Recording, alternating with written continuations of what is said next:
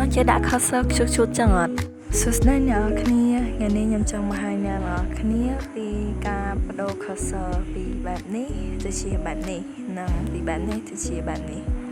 ចឹងមកតាមដានជាមួយខ្ញុំអ្នកនរគ្នាចឹងអ្នកនរគ្នាក៏នៅចូលទៅក្នុង Google Chrome រួចហើយអ្នកនរគ្នាវាយពាក្យថា swisscursor.com ពេលចូលទៅក្នុង website ហ្នឹងហើយអ្នកនរគ្នានឹងឃើញ cursor ស្អាតៗប្លែកៗជាច្រើនហើយអ្នកនរគ្នាអាចជ្រើសរើសម៉ូដមួយណាដែលអ្នកនរគ្នាពេញចិត្តពេលដែលអ្នកនរគ្នារកបាន cursor ដែលអ្នកនរគ្នាពេញចិត្តហើយគ្រាន់តែចុចលើពាក្យ download នេះមករួចហើយអ្នកនរគ្នាចុចលើពាក្យ cursor ដែលមាន .cur និង pointer.cur បន្ទាប់ពី download រួចហើយអ្នកនរគ្នាចូលទៅក្នុង setting ហើយអ្នកនរគ្នាស្វែងរក mouse setting ដើម្បីបដូរ cursor ពេលចូលមកហើយអ្នកនរគ្នា scroll ឡើងទៅលើរួចយកពាក្យ additional mouse setting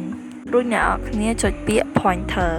នៅពេលដែលចូលក្នុងនេះអ្នកនរគ្នាអាច change cursor មួយណាដែលអ្នកនរគ្នាចង់ដូរអញ្ចឹងអ្នកនរគ្នាចុចលើ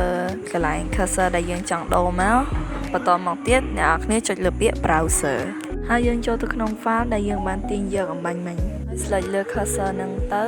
រួចចុចពាក្យ open រួចយើងទៅដូរកន្លែង link select ហើយចុចពាក្យ browser រួចជ្រើសរើសcursor ដែលយើងពេញចិត្តហើយចុចពាក្យ apply អូខេនោះជាការស្រេចអ្នកនរគ្នានឹងទទួលបាន cursor ខ្ជូត